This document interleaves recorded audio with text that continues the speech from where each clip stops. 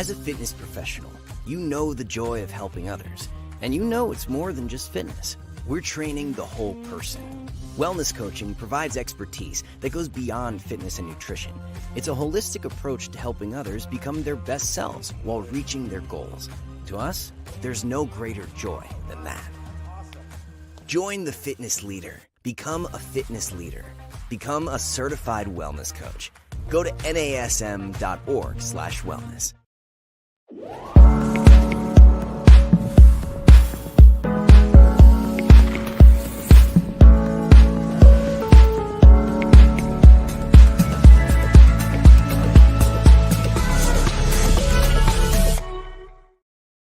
Hello, everyone, and welcome to Strong Mind, Strong Body.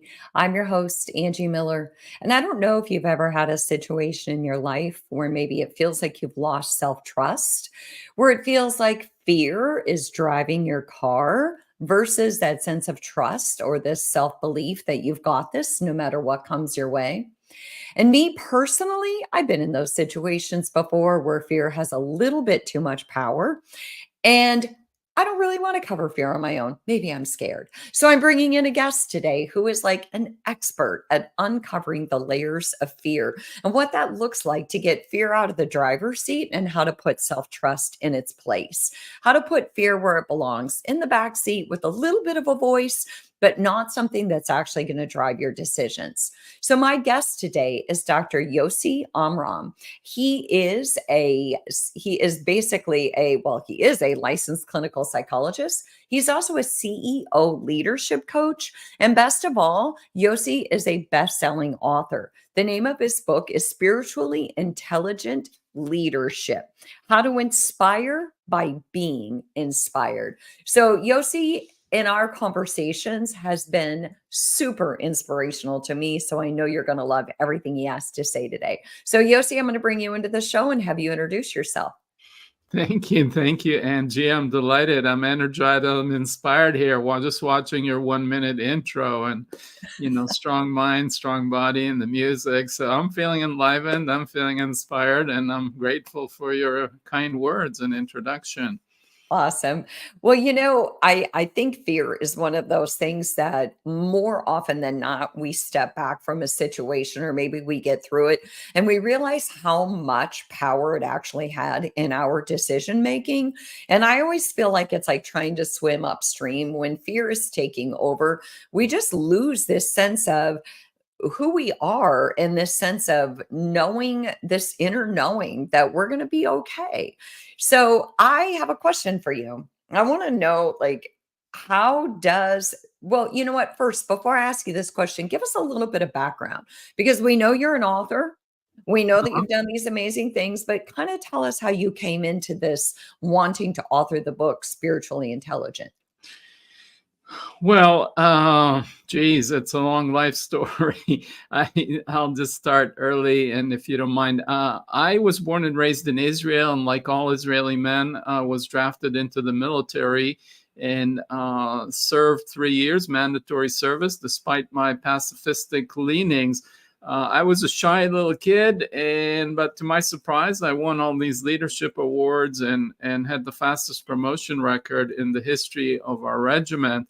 But so even though I was successful at it, the military command and control model chafed at my soul, and I resolved to someday build an organization based on more humane values that bring out and support the best in people. And that led me to be the founder and CEO of 2 tech companies that I was successful in leading through their public offerings and so on. But at some point, I experienced sort of an awakening experience. I actually was paralyzed by fear when the internet came and our business model had to change. But through it all, I persevered and something opened up. And at some point, I had sort of what some would call a spiritual awakening that changed the direction of my life. And I went back to school to become a psychologist. I tried to understand what were the underlying motivations that were driving this, and was this awakening experience real, or what was it about? So that's kind of what drove me to get a PhD in psychology and develop this idea called spiritual intelligence and work with leaders about cultivating their spiritual intelligence, which is analogous but complementary to emotional intelligence. And my research has shown that spiritual intelligence results in more effective leadership and so on. So my passion is to help people awaken our spiritual intelligence. And that's not a woo-woo type of thing. It's very scientifically based, and it's shown now through many studies, through many researchers, to contribute to satisfaction of life, quality of life, better relationship, greater productivity, and many other positive things. So anyway. I think I love the part where you kind of had me at when you were in the Israeli military and you said it chafed at your soul. And you vowed that you were going to use that someday. You vowed that you were going to use because you came this leader and it was the opposite of who you thought you were. And so you vowed that you would use these leadership qualities, but in a way that spoke more to your soul and to your guiding light, if you will. And that whole spiritual intelligence thing, I agree. There's so much linked to emotional intelligence, and it isn't woohoo because I've read your stuff and it makes a lot of sense. So speaking of CEO, because you have been in the role of CEO, how does fear assume the role of CEO in our lives? Because I think that's a great analogy. What do you think is the sign? How do we know, hey, you know what? Fear's driving my decisions, not self-trust. Yeah, so basically fear takes over. We don't feel the trust in ourselves and life. And at that point, life feels constricted. We feel tied. It lacks purpose, lacks passion, lacks a sense of empowerment. We're not inner directed and following our inner compass, our true north. We lack confidence and comfort in our own skin. And so we don't show up fully to life with our authentic presence, wanting to contribute our unique gifts. Instead, we're constantly looking for approval from others, as opposed to standing our own ground. It's interesting when you say that because I bet if all of us stopped and paused and we think about those times where we're most at odds with ourselves, so to speak, where it feels like something's off and we can't put our finger on it, I do think that confidence really wavers. And that's when we're always putting these feelers out like, what do you think? What do you think? And then we're inviting in what I call noise, because the more people that we ask, what do you think? What do you think? The more people whose their value systems kick in, and what they think has to do with their value system. And then you're looking for approval or guidance, but if you're not following your own inner compass, you're just living someone else's values versus your own. So I think that's a great way of putting it, right? Yeah. Thank you. And yeah, we want to stay centered. But when we trust ourselves, actually, it may seem paradoxical. We do a paradoxical thing. One is we stand our ground, and two, we're open. So in relationship, if I am not fear-based and I trust myself, yet I can be responsive and open to my partner. And I can listen to them with openness without losing who I am. So we've got kind of the yin and the yang, the confidence in ourselves, which enables us actually to be open to other input, but not lose our center and know who we are. And then we can negotiate and learn and grow based on the feedback. But it's not like getting approval from others or abdicating our responsibility and following what others tell us we should be doing. I think that makes a lot of sense. You can get lost in other people if you don't trust yourself, and you're always kind of putting these feelers out. You get lost in them, or maybe that if you don't have this inner confidence, then it's easy to let other people take the reins of your life, right? And so that makes Yeah. a lot of sense. Um, you know, I'm interested in this because you had written about Lloyd's experience with failure and fog, and how we can use these moments of perceived failure as catalysts for this deeper self-trust. Can you tell everyone about that? Because I find that to be really fascinating. Yeah, well, Lloyd was one of my clients. He was previously a successful entrepreneur and he was all confident and so on. He launched a second company and then it wasn't really working. His product was flopping and he was really losing his confidence, his trust in himself, and he couldn't see the direction. It felt like fog. And so most of us, when we encounter fear, we don't want to admit to ourselves the fear, we push it away, etc. So the paradoxical thing is we don't need to be afraid of our fear. It's like if we are kids, I was a kid and I was afraid to stay at home and there might be a boogeyman in the closet or under the bed, so I'd pull the cover over my head and try and ignore it. Well, that doesn't work. So the only way we dissolve that fear is we actually start opening the door a crack and we look at it and see, is there a boogeyman? Well, there isn't. Okay, maybe I can open it a little more. And eventually we open up and we see that there wasn't a boogeyman that's going to eat us up. So we learn to trust our ability to be with the door and what's behind it. So same with fear. We want to be able to look at it, smile at it, and invite it to tell us what's its message. So with Lloyd, when he felt this fog, instead of turning away and thinking something's wrong with him, which is really more fear of the fear, so it's just winding us more tightly, I invited him to go and feel the fog. And then as he went in and it started to open up and he developed this confidence that he can navigate himself through the fog. And then his insights and his wisdom came on how to navigate. So You I hope. know, the thing though, Yosi, is that that's perfect theoretically, right? That's Uh-huh. perfect. I mean, we're all like, no, no, no, no, open the door. It's not that bad on the other side. And yet, are you kidding? Like we get near the door and we're like, no, absolutely not. And so we want to keep going around. Well, we're going to try a different door, or we're going to avoid opening that door because there's that old saying, the devil you know is better than the devil you don't. And so many times what we make up in our mind about what's on the other side of the door, oh my gosh, that's got to be worse than what we're facing now. So in reality, how do you get out of the theory of, yes, that makes sense? And how the heck do you do that? Well, you're a wellness fitness coach, and with everything, you build gradually. So it's a practice. You got to start with small things. So I'm not suggesting if I'm paralyzed by fear, I swing the door wide open and say, okay, take me, whatever. We're not going to do that, but we might peek through one of the holes and kind of look a little bit and say, oh, is it okay? So if you're helping someone develop trust in themselves or their ability to lift weights or do push-ups, you start to say, okay, well, why don't you do one, maybe two after you get there. So we peek in and we see, okay, I'm still okay. And so you don't take the whole burrito in one bite. You chew on it in small pieces, and that's how you metabolize it. I hope I'm making sense. No, you are. I like the burrito analogy. Although it immediately, most random thought, immediately took me back to, we were in Alaska and we were literally in Denali National Park and we were watching the bears, and the guide was like, oh, that's a bear burrito. And I was watching a bear dig up a groundhog. And anyway, that's a really ugly visual that I never want to see again.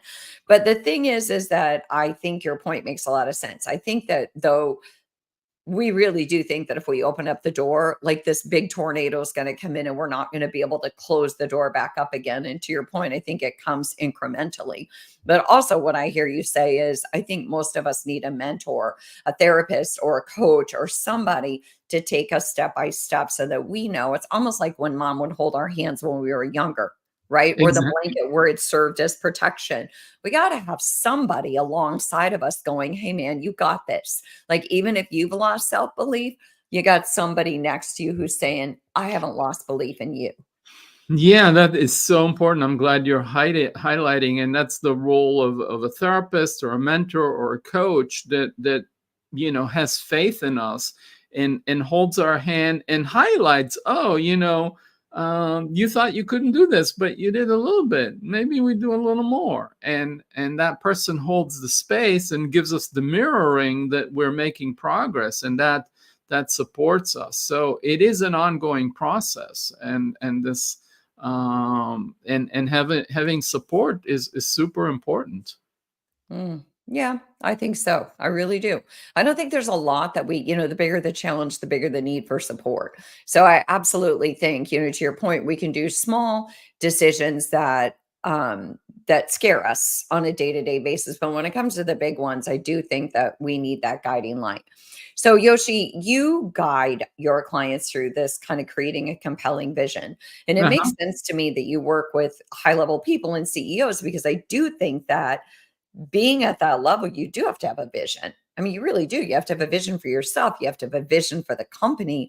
If you don't have a vision, you're just like a spotlight going everywhere, but you don't know where you're honing in on. Yeah.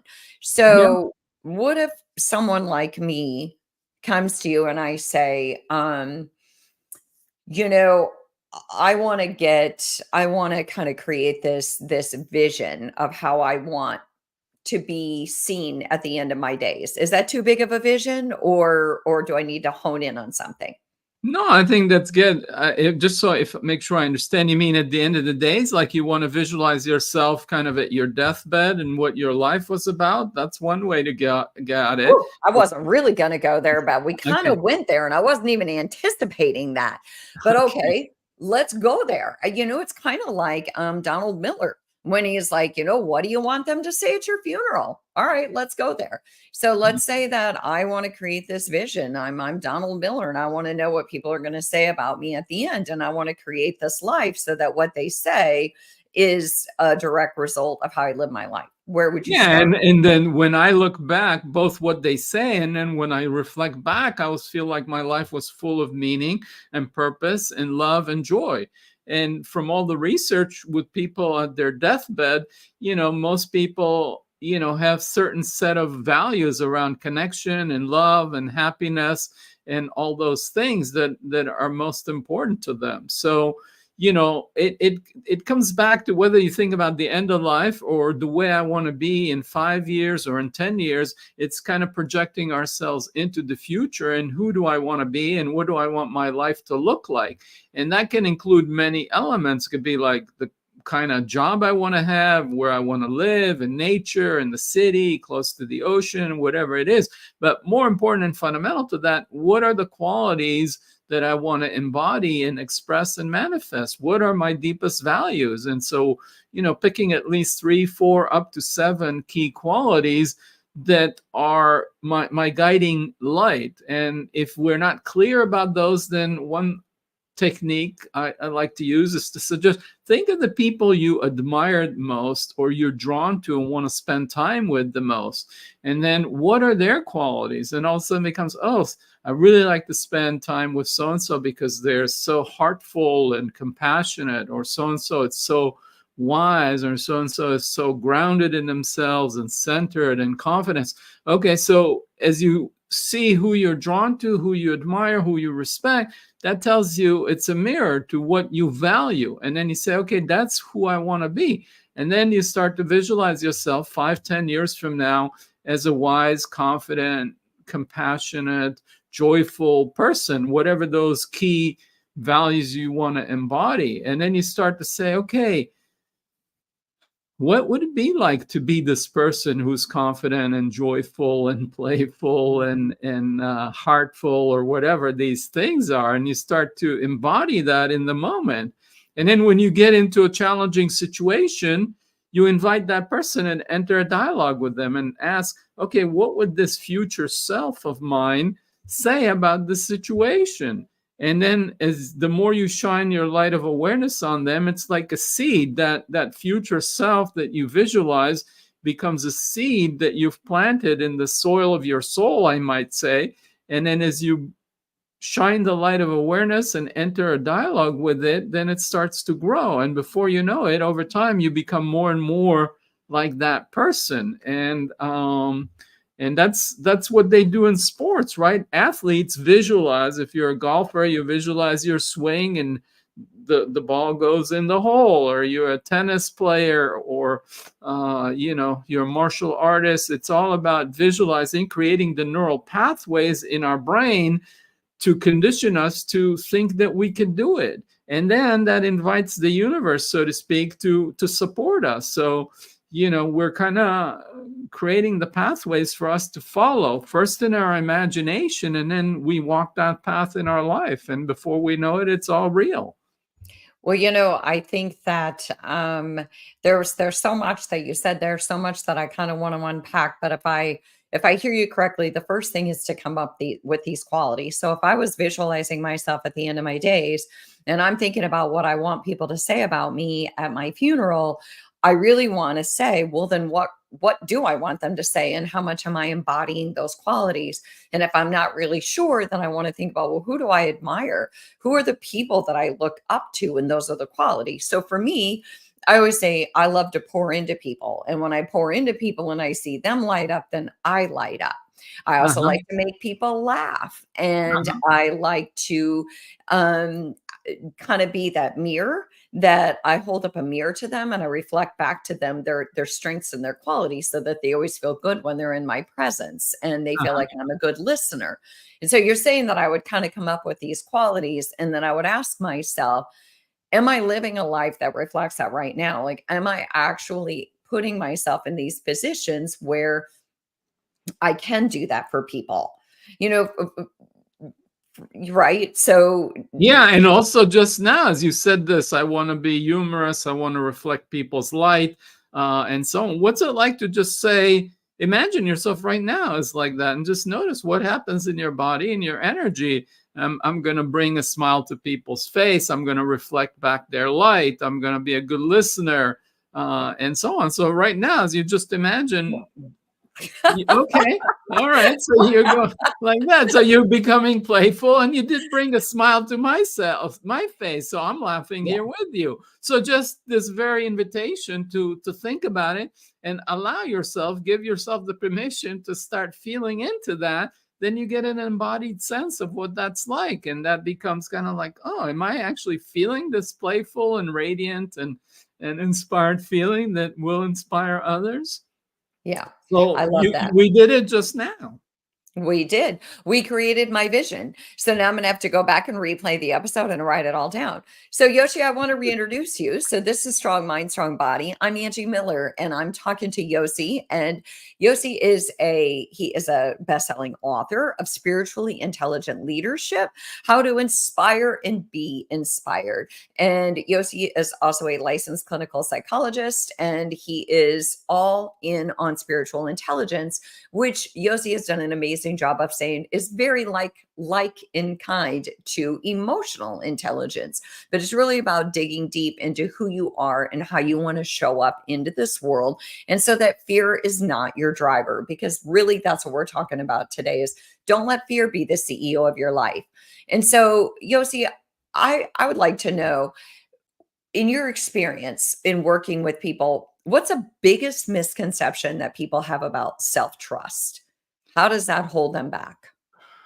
Well, you know, that first of all, it's one misconception is that it's not an all or nothing thing. Is like I was trying to emphasize something that we build over time, and you know, we build it incrementally, and so on. And a key part of it is learning to take responsibility for developing that. And so a key part of self-trust goes hand in hand in self-responsibility. If we're not taking self-responsibility, then we're victims of life. We're kind of like a leaf blowing in the wind, instead of like, no, this is my life and I take responsibility. The word responsibility consists of two pieces: response and ability. So if we start to feel like we're able to respond to life and our life is ours, then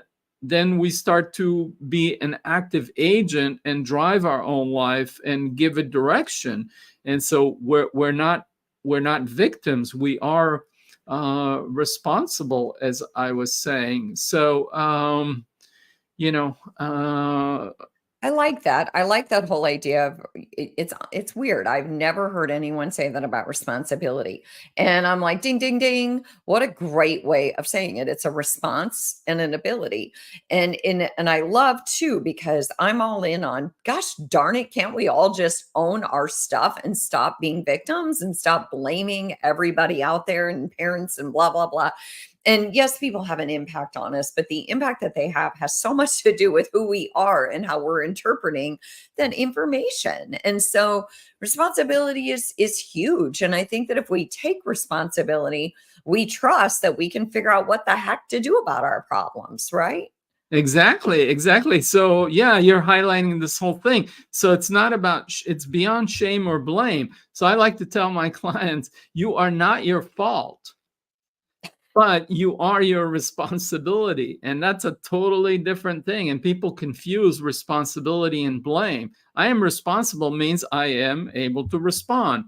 Blame and shame doesn't help. If whether it's I blame myself, then I feel small and shame, and it disempowers me to take responsibility and change. If I blame others, then I'm a victim to them, and it's also disempowering. So we have to get away from the shame and blame mindset about blaming ourselves or others. It's not about blame, but it is about responsibility. And it might be a subtle thing, and sometimes people get confused. If I'm responsible, that means I'm to blame. No, we have a history, we have our issues, whatever. We face traumas. All of us have faced wounding, and so, but we take responsibility for how we move forward.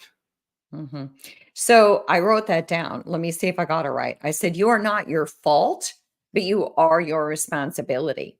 So I love that so much. I do a what if post on my Instagram, and I'm going to steal it and I'm going to give you credit, Yosi. But Okay. it's so true, because we get caught up in the victimhood. And yes, you're not your fault. It's not your fault that these things happen to you, or that, whatever might be in your world that does not serve you. And yet you are responsible in figuring out how to navigate it. Because at the end of the day, if your hands aren't in the wheel of your car, who the heck's hands are? And Yeah. so we can keep looking back, but we're gonna lose sight of possibility for the future. So Yosi, I do want to ask you, because at the end of the day, we're talking predominantly to people who are very invested in health and wellness and mental well-being and physical well-being.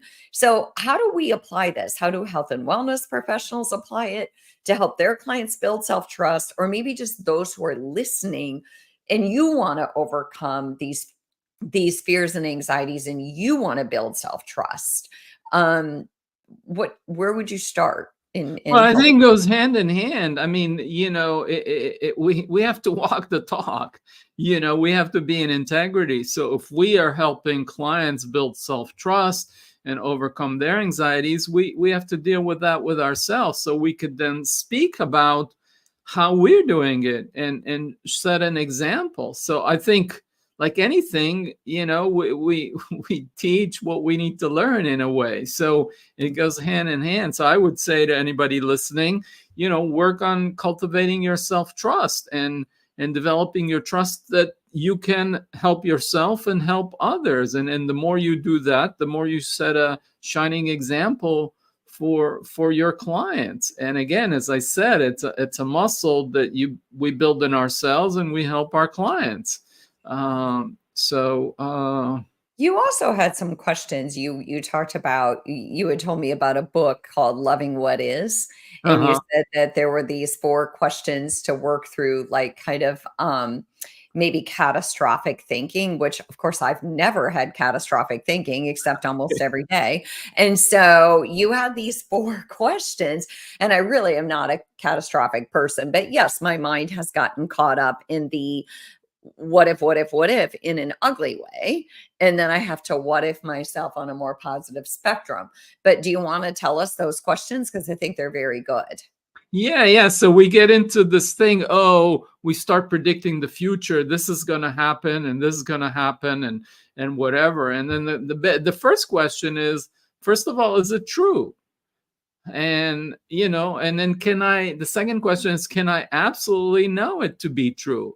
And most of the time we start loosening, like, no, I don't really know this. I don't really know it absolutely to be true. And we ask ourselves, when I believe in this thought, how do I feel? What happens to me? Okay, I believe that, I'm never gonna get over my issue, or I'm never gonna this, or I'm always gonna be in this cycle. And when I feel that, I start to feel small and contracted and disempowered, and my energy bleeds out. So I don't really know that this is true. Certainly don't know it absolutely to be true. And when I believe it, I'm contracted and disempowered. And then the last question is, what would it be like to let go of this belief? And what would I feel like if I didn't believe that? Oh, I feel free. I feel expanded. I feel more alive. And then we can look for evidence in support of that. Show me 3 things that say that it's possible that it's not going to be like that. And usually we can find support for that. And that starts to free us. So this is a methodology, not from my own. I want to give credit. It's from a book, Loving What Is, and by You said it was by Byron, Byron Byron. Katie. Yeah. Byron Katie, Loving What Is. And we start to fall in love with ourselves and all reality, and it's a beautiful method to be in love with the truth, be in love with ourselves, be in love with reality. And that Hey, doesn't let's mean, face it. If you're in love with you and I'm in love with me, we're more in love with the world at large, right? It's when we lose that self-trust and that self-love that we become people that other people don't necessarily want to be around. We're like jagged edges, right? I always call it like the smooth flow versus the jagged edge, where everybody feels like they get a little scratched up when they're around you. So we get thorny. yeah, we don't want to be that. We don't want to be that. So, Yosi, I love having you on. I so appreciate that you came on and were able to shine your light with everyone here. If people want to get a hold of you and they have any questions for you, how would they reach you? Well, I have a website called yosiamram.net, just like you see my name, no space. .net. I also have a YouTube channel that has different practices and exercises. It's at Awakening Spiritual Intelligence, all one word. So those are a couple of ways that people can follow my work. And I host monthly events that are free around working with certain qualities. Today we focused on trust. Next, actually in a couple of weeks, I'm hosting one on compassion, which is so critical in this world right now. There's so much pain and suffering. How to develop compassion for ourselves and others. That's a huge antidote when we're feeling contracted or grappled by fear. To first thing is to bring compassion to ourselves. And so that's an alchemical process. But anyway, people can check out my website, and there's more information about that. Perfect. I love that you host those events, and I love that you choose those topics, because those are, as you said, are very powerful topics for today's day and age. So thanks to all of our Strong Mind, Strong Body listeners for coming on. Thank you, Yosi, for shining your light. And let us know if you have any questions or any input. You can email me at Angie@angiemillerwellness.com. Thanks for tuning in, and we'll see you next week.